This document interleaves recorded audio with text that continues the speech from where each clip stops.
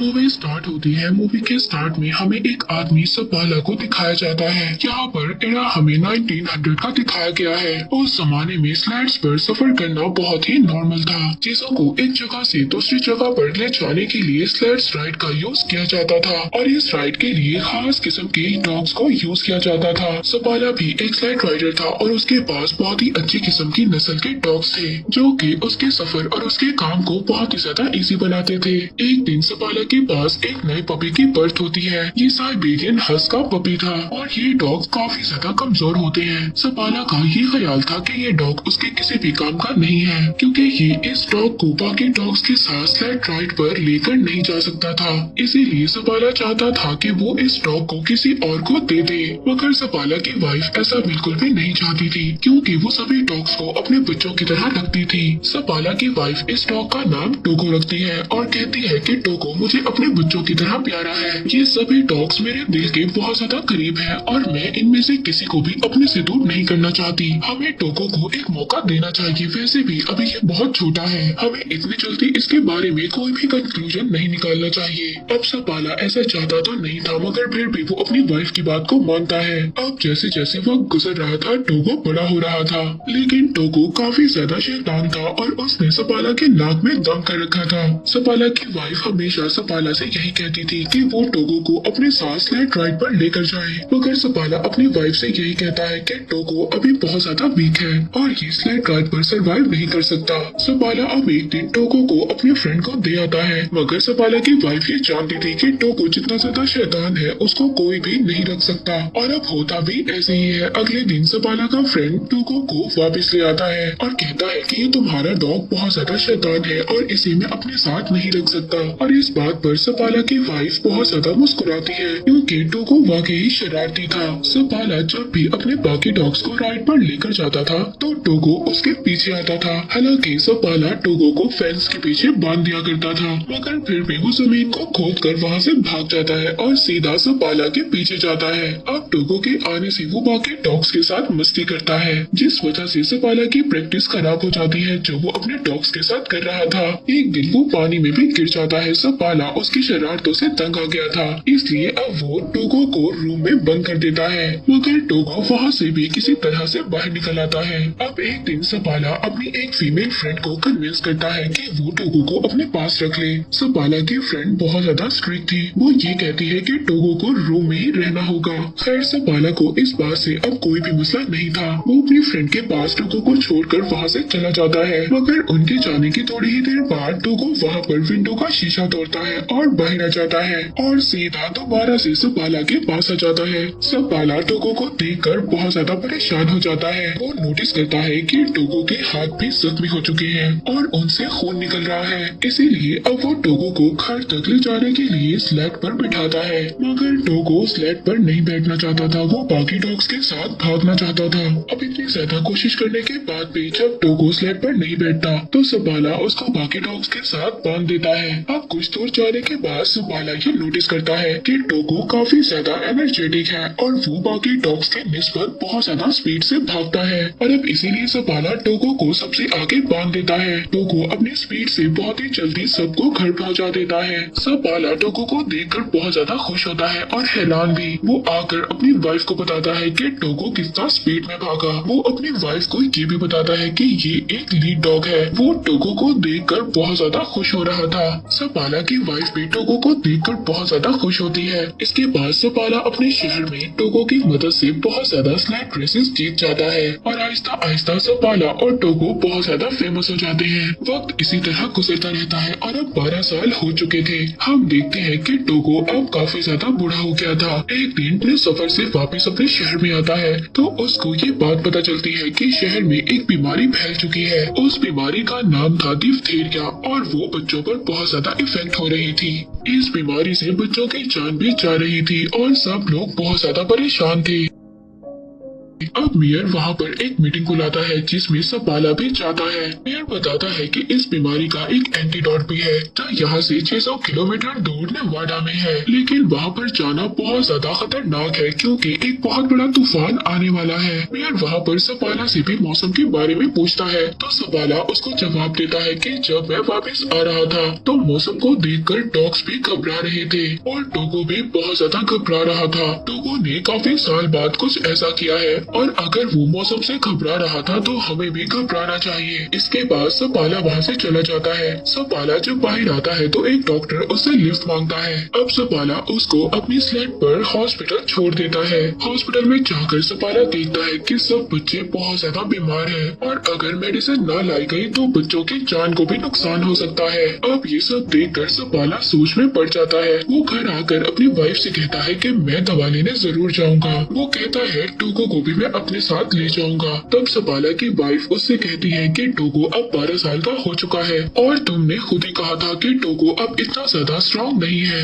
और अब तो मौसम भी बहुत ज्यादा खराब है और मैं नहीं चाहती कि तुम उसकी मौत का रीजन बनो और तुम अपनी सारी जिंदगी इसी बात पर गुजार दो कि तुम्हारी वजह से टोगो मर गया। मगर सपाला तो टोगो के बगैर जाना ही नहीं चाहता था। वो अगली सुबह टोगो को लेकर अपनी वाइफ को गुड बाय बोलकर चला जाता है। अब जैसे जैसे सपाला और उसके डॉग्स आगे बढ़ रहे थे तूफान भी आगे बढ़ रहा था और हवा इतनी ज्यादा तेज थी सपाला को कुछ भी नजर नहीं आ रहा था। टोगो सबसे आगे था और सपाला अपने डॉग्स को आगे बढ़ने के लिए बोल रहा होता है क्योंकि इन्हें नेवाडा से मेडिसिन लेकर बहुत जल्दी वापस आना था। सपाला अपने डॉग्स के साथ बहुत ही गहरी ढलवान पर होता है। तभी टोगो वहाँ पर रुक जाता है लेकिन सपाला को कुछ भी समझ नहीं आ रहा था। सपाला जब आगे देखता है तो एक बहुत ही बड़ी खाई होती है। टोगो ने इस भयानक तूफान में भी उस गहरी खाई को देख लिया था और इसीलिए वो रुक गया था जिसकी वजह से सपाला और उसके बाकी डॉग्स की जान बच गई थी। तभी सपाला देखता है कि टोगो के पाँव में बहुत गहरी चोट लगी थी और उससे खून भी आ रहा था। अब पूरा दिन सफर करने के बाद सपाला और उसके बाकी डॉग्स एक आउटपोस्ट पर पहुंचते हैं। उस आउटपोस्ट पर एक लेडी डॉक्टर होती है। वो सपाला को बताती है कि टोगो अब 12 साल का हो चुका है और ये काफी ज्यादा वीक हो चुका है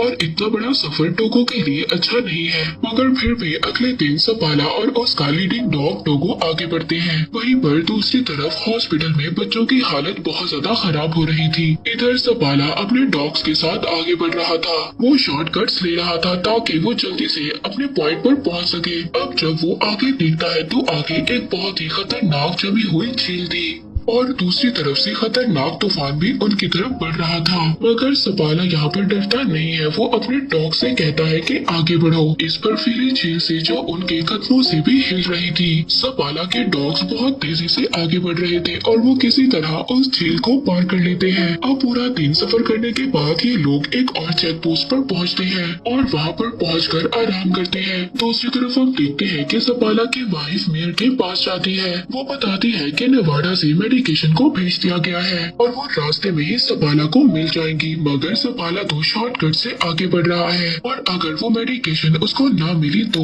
उसका सफर और भी ज्यादा बड़ा हो जाएगा। वहीं पर दूसरी तरफ हम सपाला को देखते हैं जो पूरा दिन सफर करने के बाद एक और चेक पोस्ट पर पहुंचता है।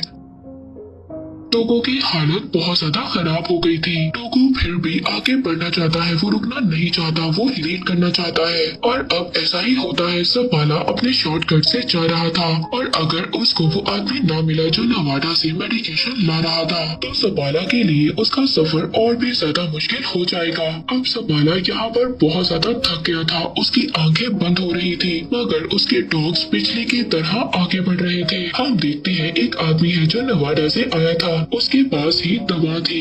वो आदमी रुकता है मगर सपाला अपने डॉग्स के साथ आगे बढ़ रहा था। वो आदमी उसको आवाज भी देता है लेकिन सपाला अपनी हिम्मत होशी में होता है। यहाँ पर बहुत तेज हवा भी चल रही थी जिसकी वजह से सपाला उस आदमी की आवाज को नहीं सुन पाता। मगर टोगो ने यहाँ पर कुछ तो सुन लिया था। उस आदमी को ऐसा लग रहा था कि सपाला ने उसकी कोई भी बात नहीं सुनी और वो ऐसे ही आगे चला गया। मगर तभी वो आदमी देखता है कि सपाला वापस आ रहा था क्योंकि टोगो वहाँ पर रुक गया था और अब सपाला के पास वो दवा थी जिसकी वजह से वो इतनी ज्यादा दूर आया था। अब वो दोनों आगे जाकर एक चेक पोस्ट पर रुकते हैं। सपाला का दोस्त उससे कहता है कि टोगो को यहीं पर छोड़ दो। मैंने ऐसे इन खतरनाक तूफान में अपने बहुत ज्यादा डॉग्स को खोया है और मैं ये नहीं चाहता कि तुम भी अपने इतने प्यारे डॉग टोगो को खो दो। लेकिन सपाला इस बात से मना कर देता है। वो कहता है कि टोगो मेरा लीड डॉग है और मैं इसके बगैर सफर नहीं कर सकता। और दोबारा से सपाला अपने डॉग्स के साथ सफर शुरू कर देता है। दोबारा से उनके सामने वही झील आती है जिस झील को सपाला ने अपने डॉग्स के साथ कल पार किया था और अब वो झील हिल रही थी। मगर ये लोग अगर इस झील पर से ना गए तो इनका सफर एक और दिन बढ़ जाएगा। सपाला अब ये फैसला करता है कि वो इसी रास्ते से आगे बढ़ेंगे। वो अपने डॉग टोगो को कहता है कि आगे बढ़ो। उसके सारे डॉग्स बहुत ही तेजी से उस झील को पार करने लगते हैं और अब उस झील में से पानी निकलना भी स्टार्ट हो जाता है। अगर ये लोग इसी झील में डूब गए तो सबके सब मर जाएंगे। मगर यहाँ पर टोगो और बाकी डॉग्स के स्पीड की वजह से वो लोग किसी न किसी तरह किनारे पर पहुँच जाते हैं। मगर जिस टुकड़े से ये डॉग्स आगे बढ़ने वाले थे तभी वो टुकड़ा हिलता है और किनारे से अलग हो जाता है। अब सपाला टोगो को उठाकर उस किनारे पर फेंक देता है और कहता है कि इस बर्फ के टुकड़े को खींचो। टोगो यहाँ पर बहुत ज्यादा जख्मी था मगर वो जख्मी होने के बावजूद भी अपना पूरा जोर लगाता है और सभी को किनारे पर ले आता है। अब ये लोग सबके सब उस जमी हुई झील से बाहर आ जाते हैं जहाँ पर ये सब लोग फंस गए थे। अब सपाला अपने डॉग्स को किसी न किसी तरह बचाकर एक चेक पोस्ट पर ले आता है जहाँ पर वही लेडी डॉक्टर भी थी। वो लेडी डॉक्टर जब टोगो को देखती है तो उसकी आंखों में आंसू आ जाते हैं। वो सपाला से कहती है कि तुम्हारा डॉग मर रहा है, इसकी हालत बहुत ज्यादा खराब है। वो यहाँ पर सपाला को भी उदास कर देती है क्योंकि टोगो सपाला को बहुत ज्यादा प्यारा था। अब सपाला रात को गुजारने के बाद जब अगले दिन अपना सफर शुरू करता है तो वो टोगो को आगे नहीं बांधता बल्कि पीछे बांध देता है क्योंकि वो बहुत ज्यादा बीमार था और सफर भी नहीं कर सकता था। मगर फिर भी टोगो अपनी पोजीशन पर खड़ा हो जाता है। सपाला ये समझ जाता है कि टोगो अभी रेस्ट नहीं करना चाहता और वो अपनी जगह पर खड़ा होना चाहता है और ये अपना सफर खत्म करना चाहता है। वो टोगो को आगे बांध देता है जिसके बाद वो लोग अपना सफर शुरू करते हैं। आखिरकार कुछ घंटों के बाद तूफान इतना ज्यादा खतरनाक हो जाता है कि सपाला को कुछ भी नजर नहीं आ रहा था और न ही सपाला को रास्ता नजर आ रहा था। वो टोगो के पास जाता है और कहता है कि मुझे तो रास्ता नजर नहीं आ रहा, तुम्हें ही अब हमें रास्ता दिखाना होगा और नेक्स्ट पोस्ट तक जाना होगा। सपाला यहाँ पर अपने पूरे चेहरे को ढांप देता है जिसके बाद टोगो अब इनको आगे लेकर जाता है। मगर कुछ दूर जाने के बाद टोगो भी अब थक गया था। वो थक कर वहीं पर बैठ जाता है। अब सपाला उठकर टोगो के पास जाता है। वो टोगो से कहता है कि तुम्हें उठना होगा और हमें ये मेडिसिन लेकर जाना होगा और अगर हम आगे अपनी मंजिल तक ना बढ़े तो हम यहीं पर मारे जाएंगे। मगर टोगो उसकी बात का कोई भी रिस्पॉन्स नहीं कर रहा था।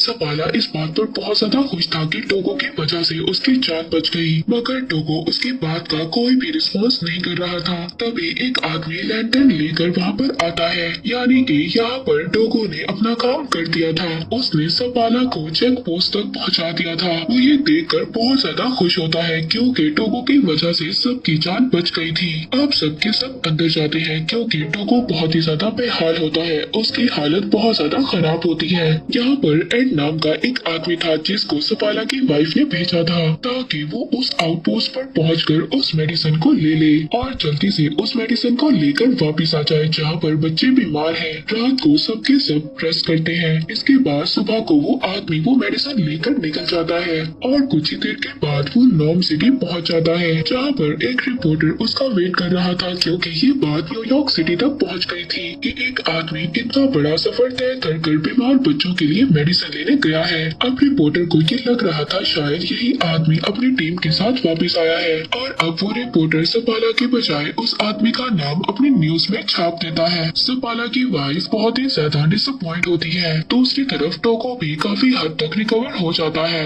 अब सपाला अपने डॉग्स के साथ नॉर्म सिटी पहुंच जाता है। वहाँ पर सपाला और टोगो को थैंक्स बोलने के लिए बहुत सारे लोग आते हैं। यहाँ पर वो बच्चे भी आते हैं जो सपाला की वजह से ठीक हो गए थे। वहीं पर एक बच्चे भी आती है वो टोगो को देखती है और पूछती है कि क्या ये मरने वाला है। तो सपाला इसकी ये बात सुनकर अपने घर से बाहर चला जाता है। तब उसकी वाइफ उसके पीछे जाती है। वो अपनी वाइफ से कहता है कि टोगो की आज जो भी हालत है वो मेरी वजह से है। टोगो 12 साल का था और उसे मुझे अपने साथ लेकर नहीं जाना चाहिए था। लेकिन उसकी वाइफ उससे कहती है कि क्या टोगो के अलावा कोई और भी था जो ये काम कर पाता। सपाला यहाँ पर खामोश हो जाता है क्योंकि वो ये जानता था कि टोगो के अलावा कोई भी ये काम ना कर पाता। अब इसके बाद हम देखते हैं कि अगली सुबह सपाला दोबारा से अपने डॉग्स के साथ प्रैक्टिस पर जा रहा था। अब टोगो जब ये देखता है तो वो भी बाकी डॉग्स के साथ बाहर जाना चाहता था। वो घर में नहीं रुकना चाहता था। अब सपाला इस बात को समझ आता है कि वो स्लाइड्स को नहीं खींचना चाहता था बल्कि वो तो सपाला के साथ टाइम गुजारना चाहता था। अब थोड़े वक्त के बाद टोगो बिल्कुल ठीक हो जाता है। सपाला अपनी वाइफ और टोगो के साथ लंबी सैर पर जाया करता था। 2 साल के बाद टोगो के कुछ बच्चे भी होते हैं जिन्हें वहाँ पर बहुत सारे मिशंस लेने आया करते थे। इन बच्चों की ब्रीड को एक नया नाम दिया गया था। वो था सपाला साइबेरियन। इसके बाद 1929 में टोगो की डेथ हो गई। उसके बाद भी सपाला डॉग्स को ट्रेन करता था। लेकिन टोगो तो उसकी सिटी में बहुत ज्यादा फेमस डॉग था। तो ये थी टोगो की स्टोरी। हम देखते हैं कि टोगो ने इस स्टोरी में ये प्रूव किया कि इस दुनिया में सबसे ज्यादा वफादार और ख्याल रखने वाले सिर्फ डॉग्स ही होते हैं। और इसी के साथ ये मूवी यहीं पर एंड हो जाती है।